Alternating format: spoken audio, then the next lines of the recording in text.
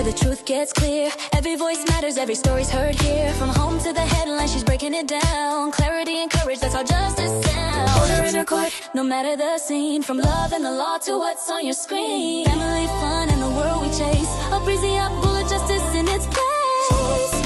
Where we are, every word, every view. Justice isn't just served, it's tailored for you. Welcome to Order in Her Court. I'm your host, Obreezia Bullard. This is where we break down the realities of family law with compassion, clarity, and straight talk. On this week's segment of Motion for Advice, we have a very interesting letter. Now, I will remind you, this is not legal advice. We're just shedding some light on hypotheticals. Let's get into our letter for the week. Dear Attorney Bullard, my ex posts about me constantly, not using my name, but everyone knows it's me. Screenshots of private messages, quotes about narcissists, comments about my parenting. Oof. Friends send me the posts. My coworkers are asking questions. My kids have seen them. I feel exposed, embarrassed, and angry. But if I respond, I think I'm going to look guilty. If I stay silent, it's going to keep happening. I don't know where the line is anymore. Signed, publicly humiliated, and exhausted. This happens actually more times than I care to count, especially when you have someone going through something very sensitive like a divorce or a custody battle. For some reason, I don't know why, people tend to run to social media. And they feel like if they disparage the other side, if they tell their story, that they will garner some type of, favoritism amongst the people. I don't know. Well, for you to feel publicly humiliated, I'm going to assume that whatever this individual is posting is pretty deep, because you didn't say embarrassed. You didn't say, oh, I'm just ashamed. You said humiliated.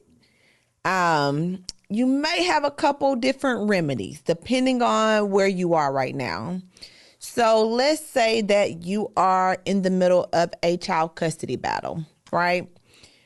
There's typically what we call a standing order. A standing order is a do not do. It gives the instructions and guidance of what you can do in the middle of a case. And all family law cases in Georgia have a standing order within their court. Most of them. I'm not going to say all of them, but most of them do. And in that standing order, there's this line that says, neither party will disparage, harass, or interfere with the other person. Okay, that is your remedy. So if you're in some type of legal proceeding, whether it's a custody case, a divorce, and this person is just slandering you or continue to interfere where your friends are seeing, your coworkers is interfering with your job, you need to bring that to the court's attention. Because what we don't want to happen is you lose your job because you need to take care of the kids. And that's actually happened in one of my cases. I had a case where the husband would call the wife's job, was posting things on social media. He was indicating that the law did not apply to him and he could speak his piece and the court could not take away his freedom of speech, all of those things. Well, the judge got involved and said, nope, you cannot continue to harass this individual in that type of way, and issued an order. And guess what? If that person continued to do so, then they could face legal consequences, including incarceration. So know that if you have a current case, then you have some remedies. So let's say you don't, okay? You don't have a current case. This is just a ex-boyfriend or the father or mother of your child. Well, then you may look into some different remedies. There is libel and there is slander. Both of those are considered what I guess the modern person would say a defamation of character. Now, with libel, that's the one where someone is writing something, someone is publishing some type of misstatement of your character. If it's slander, then they're saying it to someone. They're saying it to friends, families, coworkers. Now, you do have a remedy if that's being happened. But let me tell you one thing, or let me ask you one thing. What's in those messages? What do they say? And more importantly, are they true? Because even though you may not like it, if what they're posting or saying is true, then you may not have a case. You may just have to deal with the harassment, or you may just have to deal with the embarrassment. Unfortunately, the truth is a defense to what they're saying. So guess what? This is what I want you to do overall. You may feel like silence is allowing that person to continue. But in reality, you see yourself as wearing a scarlet letter. Everybody knows what the scarlet letter, right? Where you feel like there's this big A on your chest that everybody can see. It's labeled you, and you actually, believe it or not, you begin to take on that persona, even though nobody else sees you that way. Nobody else sees you the way this person is posting you. Now, don't get me wrong. You're going to have some Debbie Downers. You're going to have the amen choirs that's going to come. They're going to post. You're going to hear about it. But at the end of the day, who cares? The people you know that love you and support you will continue to love you and support you. And I can almost guarantee you, people will start to look at the other individual very differently for posting it. It always happens that way. Now they become more critical of the fact that they are posting about you all's personal situation. The fact that they're really talking about your parenting and talking about you as a parent. One thing is for sure, parents, they rally together because parenting is hard. So you're going to have a support system. You see yourself with a scarlet letter, but there is no scarlet letter there. So what I need you to do is say, boy, bye. Don't even worry about it. Because even though you have legal measures and you can explore those, the time, the energy, and the money that you're about to spend, or the time, the energy, and the money that you are about to invest in to stop it, ask yourself, is it worth it? Now, again, this can go a lot of different ways. Are you a business owner? Is this affecting your reputation with your business? Is this stopping business?